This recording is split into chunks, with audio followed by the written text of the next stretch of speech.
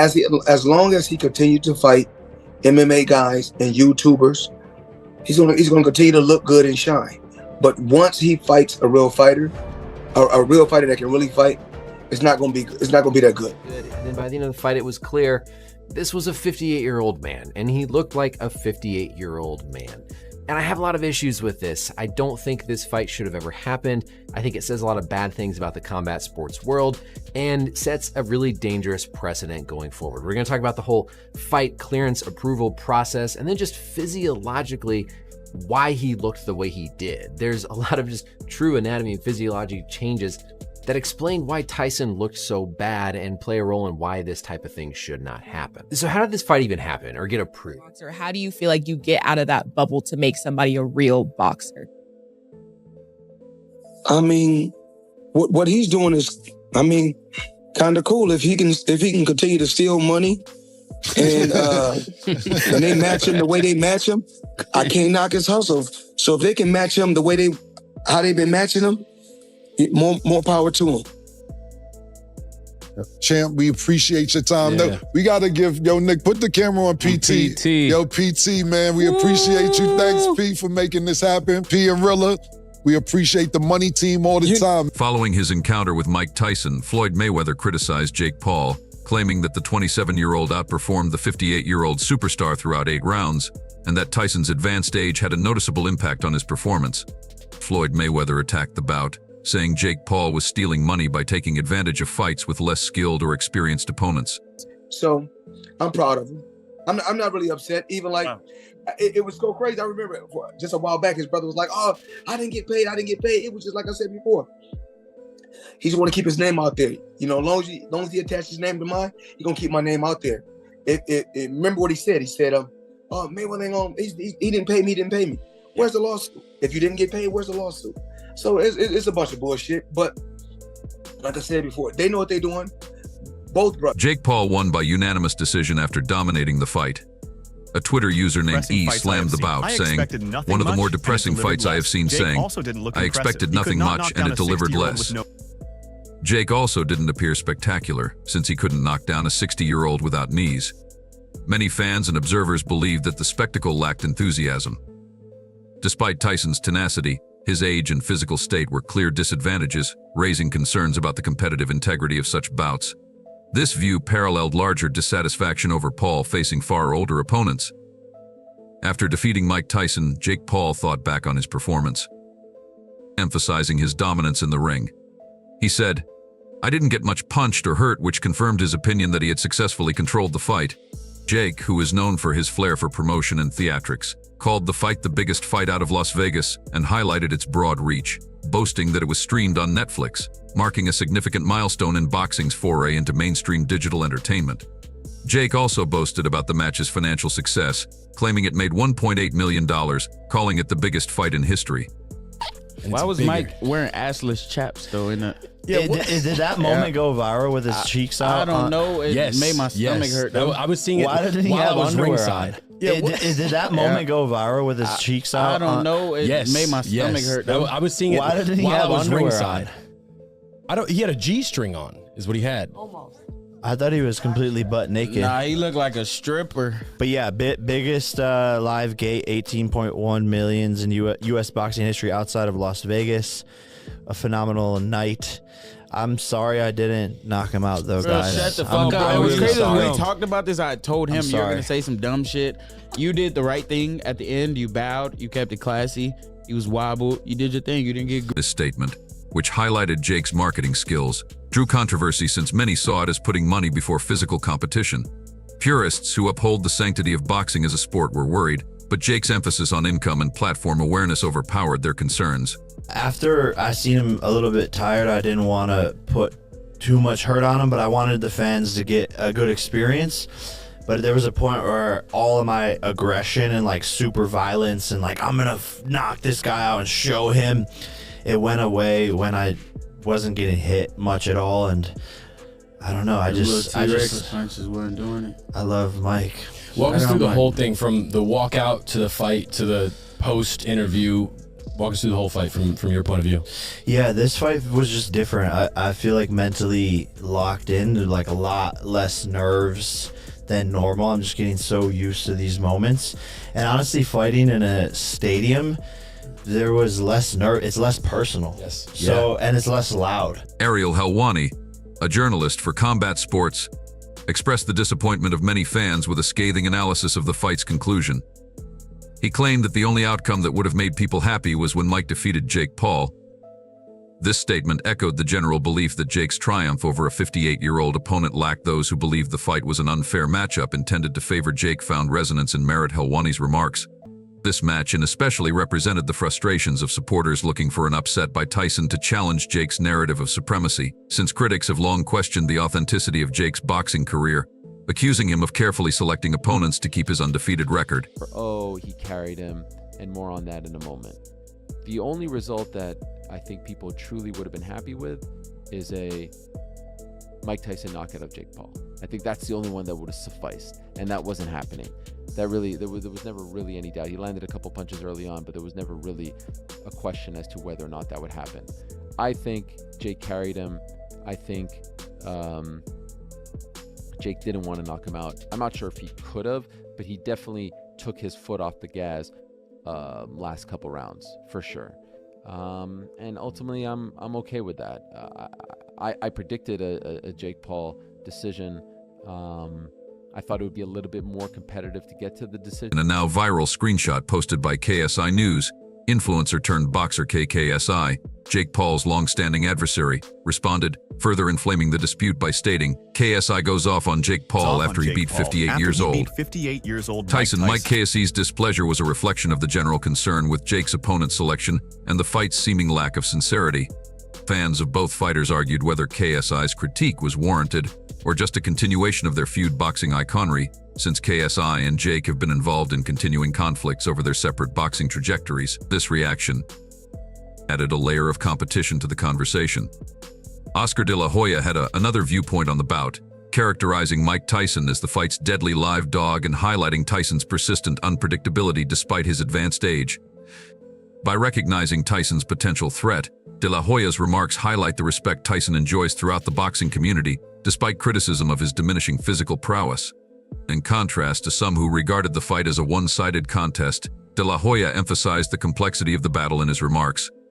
Fans are being reminded of Tyson's legacy and the risks he still poses in the ring by affair. Turns out great when he fights Tyson. Who knows what happens there, because Tyson is a very, very dangerous live dog in this fight. But if Usyk decides and wins and decides to come back down to cruiserweight, then the Surdo fight is right there for him. Kevin Farmer's team believed that they won a very close fight. How did you score that, Oscar? I had it 1 point up for William. He had the relentless style. He kept throwing punches. When the media outlet posted a picture of Jake Paul with the referee lifting his hand in victory, it captured the despair that many felt. It stated that Jake Paul defeated Mike Tyson, 58, by unanimous decision, after 8 rounds of action, which were genuinely heartbreaking to witness. Let's all just go on and forget this ever happened. 797380727973. When asked about the fight between Jake Paul and Mike Tyson boxing legend, this post reflected the general dissatisfaction with the fight, which many saw as a spectacle rather than a genuine contest. The scorecards further demonstrated Jake's dominance, but for critics, the victory came at the expense of authenticity. Instead of offering a detailed critique, Bernard Hopkins said, "I don't prefer to talk on that." And added, Hopkins is a Muslim buddy of mine, and Mike Israel's hesitation to talk about the fight brought attention to how delicate Tyson's legacy is and how contentious the bout is. In addition to drawing attention to Tyson's personal ties within the boxing community and the respect he still enjoys, this response also revealed some legends wish to stay away from bouts that they believe would degrade the sport. I'm glad nobody got hurt, and I'm always glad in any fight when nobody gets hurt, but especially Mike. Mike's my, we've known each other for 40 years, and, I love the guy, so I just hope it didn't take away from the sport of boxing and the type of show we had here tonight with like 4 great fights out of the whole card, and we want fight fans to enjoy the fights, not just exhibitions. Online critics widely ridiculed Jake Paul's post-fight comments and actions, arguing that he was overconfident in his victory. Many also criticized the fight's lack of competition, with some even claiming it wasn't a match that should have happened in the first place. Evan Greenfield made fun of Jake's demeanor in a noteworthy tweet by posting a picture of someone clutching a trophy. After beating a 58-year-old Mike Tyson, who had an Euler flare-up on a plane 2 months earlier by choice, Greenfield wrote Jake Paul a tweet that emphasized the apparent ridiculousness of celebrating a victory over a medical professional who is much older and physically less fit. In his harsh assessment of the fight, Dr. Bryan said it should never have been approved and voiced concern about Tyson's appearance, pointing out the obvious physical changes brought on by aging. His comments struck a chord with those who thought the fight was inappropriate and possibly dangerous for Tyson. His criticism gave the discussion about the morality of permitting such a fight to occur a more serious tone. The conversation went on. Concerns regarding the health and welfare of athletes, particularly those who are older, extend beyond boxing. This fight even happen or get approved? Each state has an athletic commission that governs licenses for combat sports. It's not a national standard, it's state by state, and there's a wide variety of medical clearance processes and rules in place from one state to another. That probably played some role in where this fight happened because Texas has some of the more lenient medical clearance processes. So here you can see if you're going to apply to get a license, you basically have to have a medical exam, you have to have some negative blood work, which is pretty self-explanatory. You have to have passed an eye exam within the previous 6 months, and if you are over the age of 36, you are considered a older competitor and you have to have more favorable physical testing, limited, including EEG. Adding to the chorus of disappointment, Twitter user Jay West. Fans who felt the battle fell short of their expectations were mirrored by Twitter user Jay, who added to the chorus of displeasure by delivering a humorous take on the bout. Jay tweeted, "I think I got the wrong link for Jake Paul versus Mike Tyson fight." The disparity between the pre-event hoopla surrounding the bout and the actual events that took place in the ring was highlighted by the mocking tone. Although valiant, Tyson's performance could not live up to the renowned skill that MMA legend fans had wanted to witness. Daniel Cormier provided a fair assessment of the fight, pointing out that many fans had hoped Tyson would win, particularly considering his impressive pre-fight training videos. However, Cormier also acknowledged that the results showed the stark contrast between training and real competition in the ring. You know what the craziest thing about this whole situation, and honestly, the production value and everything on Netflix is tremendous. But as we got closer, we got more interested in this fight. Honestly, everybody was watching this fight because Mike Tyson is Mike Tyson. You know, I was texting Rogan earlier, and I was like, I cannot resist the urge to watch it. He said, I'm going right now to watch the fight. Cormier's analysis highlighted the challenges of assessing The difficulties of evaluating an older fighter's skills from pre-bout video were brought to light by Cormier's analysis, which also served as a reminder that even for legends like Tyson, the mental and physical demands of a live battle remain unmatched. I think, though, that the wool was pulled over our eyes, right? We watched Mike do all these things, and we watched Mike in training, and you get the idea that he had a chance, but he really didn't have a chance to beat this kid tonight. And it showed very early.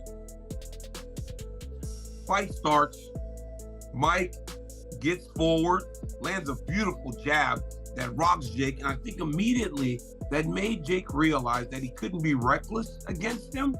But then as time went on, he realized that that threat was not as present as he might have thought. Tony Jeffrey, a former boxer, identified a crucial element in Tyson's performance when he said that he lacked leg power, which greatly hindered his ability to compete at his typical level. Jeff's observation shed light on Tyson's physical limitations and explained why he was unable to give the explosive performance that fans had anticipated. This analysis further contextualized the fight and highlighted the effects of age and injuries on Tyson's capacity to replicate his previous dominance. What he was great at doing is getting his feet close to his opponents, changing the angle and throwing them punches as he was moving, and it was this fast angle changes which helped him have all of the success that he did have in boxing. And with him being 58 years old, which he is, not unless you're going to tell me that's scripted as well, all the people who's telling me this fight was scripted, time really does take its toll, especially when you've not been living the life of an athlete for over 20 years. Now, as much as you wanted to hope, and I wanted to hope that we would see some little bits of the old Mike Tyson in there, it was sad we didn't. And if you ever seen Evander Holyfield when he fought Victor Belfort a few years ago when he was 58 years old, it was the same sort of thing. It was sad to see. But you might be thinking, well, if Mike Tyson was that bad, why didn't Jake Paul just knock him out? Because he was just moving slowly and he wasn't really moving his feet. He was like a sitting target for Jake to throw them punches. Why didn't Jake just put him away? Maybe you think the deal was Mike Tyson said, I'm not going to get knocked out, but I'll lose on points for my extra 10, 20 million quid. Maybe that's what you're thinking. Well, no. The reason why Jake didn't knock him out was because he couldn't knock him out. Yo, K and them Warren budget. Everything was safe. A Twitter user raised doubts about the legitimacy of the fight by tweeting that everything was safe and under control for Jake Bro. He isn't foolish and wouldn't jeopardize his career by losing to a 58-year-old. Mike refrained from knocking him out right away since it was staged and rigged. A former boxer FR criticized Jake Paul for his behavior during the fight, specifically his decision to punch Mike Tyson in the head. The former fighter called this move unnecessary and said that Jake should not have done this. This comment struck a chord with fans who think the fight was staged to protect Jake Paul's reputation. The accusations of rigging highlighted broader frustrations with the commercialization of boxing and the perceived erosion of its competitive spirit. The comments sparked discussions about Jake's fighting technique and whether he put winning ahead of respecting his opponent, but it also added another layer to the response that focused on sportsmanship and the morality of targeting an older opponent. Yeah, Mike Tyson shouldn't be getting in there with a 26-year-old man. And I know Jake Paul's a fucking joker and he can't fight and he lives in clown world, but he still shouldn't be punching a 58-year-old man in the head. He just shouldn't be doing it. I don't care if it's Mike Tyson or a man on the street or someone out of a UFC, 58 years old. I mean, it's too old to be getting punched in the head. So I'm hoping that the contract's sensible and they're going to take the time a little bit. I mean, Jake Paul's probably going to try and chin him in it because he's got a massive ego and he wants everyone to believe he's a great fighter. I don't know what pleasure you can take from beating an old Mike Tyson. I don't know what you get. Like, say Danny Williams beat him. I mean, that's no disrespect to Danny Williams, but like a peak Mike Tyson, the peak Danny Williams is a mismatch. And Danny Williams beat him. He beat him because Mike Tyson was too old. Finished. Mike Tyson's now 58, smoking weed, getting carried off airplanes because his back's fucked. In spite of his defeat, despite allegedly having a leg ailment, Mike Tyson showed incredible fortitude in the ring, seemingly taking Jake Paul's blows well and fighting on. Tyson showed his professionalism and will by refusing to let his injuries interfere with the bout. And determination. He the real deal. His hits was connecting. Every hit he was connecting, bro. But Mike, to be 58 years old, you got to give him his props. Bro was eating them hits. A lot of his hits was connected, but bro was eating them hits. He was showing you that you're not about to knock him out. Like, he was showing you, you're not about to knock him out. He was taking that shit. He was taking that shit. Pause. And he said he had a leg injury, but he ain't about to make that like no big thing. He still got up in there. And then he was biting his glove and he said that he got a biting sensation. He got a biting sensation problem. And I was like, I just started laughing. Fans applauded Tyson's bravery, seeing his performance as evidence of his unwavering spirit, despite his physical limits. This fortitude further emphasized the mismatch because Tyson's willpower was unable to overcome the power and age, the gap. When he bit what's-his-name's ear off, this was entertaining. This was just entertaining, bro. I hope y'all didn't take this too serious. It was just entertaining. He always wanted to fight Mike Tyson. Mike Tyson did this shit because he got paid. He got 20 million. He got 40 million. You know what I'm saying? It was entertainment, bro. But one thing about Jake, he stood his own, bro, against one of the greats. One of the legends, bro. Iron Mike Tyson. You know what I'm saying? And then when they asked Mike, are you done? You're not going to do this no more. Mike said, I don't know. It depends on the situation, but I'm not done. Although Jake Paul technically won, it was met with harsh criticism from many fans who believed that Tyson's legacy was damaged by the fight because it was more about advancing Jake's career than it was about paying tribute to Tyson's life. I want to know how much Mike Tyson got paid for that fight. because he gave his legacy away for Jake Paul to make a name for himself. Jake Paul wins against another old man. The most rigged thing I've seen in a long time. Bro, Mike Tyson got paid millions of pounds just to walk in every round. Land no punches, throw no punches, nothing. Just walk around. This opinion emphasized the general dissatisfaction with boxing's marketing, as such mismatched bouts are perceived as putting show before content. Paid millions for that. Fair play. Fair play. Mike Tyson's the real winner here, because if you're fighting a 50-plus-year-old man, hyping it up and all that, then you be crazy. Now, Jake Paul is gonna flex. Oh, yeah, this is corrupt and rigged. Netflix, bro, their first ever big stream is the most rigged thing I've seen. The most scripted and rigged thing I've seen. I don't even know if I want to watch Netflix events anymore. Everyone stayed up for this crap. Adding fuel to the fire. Pouring fuel to the fire in stark contrast to his supporters' admiration for his career, Mike Tyson's pre-fight remarks revealed a lack of concern for legacy. He said, "Legacy is nothing." Discussions over Tyson's reasons for fighting and whether financial incentives were a major factor were triggered by his lack of interest. Fans began to wonder if the bout was a true representation of Tyson's illustrious career or just a business venture after hearing this comment. Think of the Jake Paul vs. Mike Tyson fight. Was it a genuine match that highlighted Tyson's lasting legacy and Jake's development, or was it more of a commercial display that diminished the spirit of competition in boxing? If Mike Tyson threw that fight for $20 million, he sold his soul. Selling your soul is going against your I am.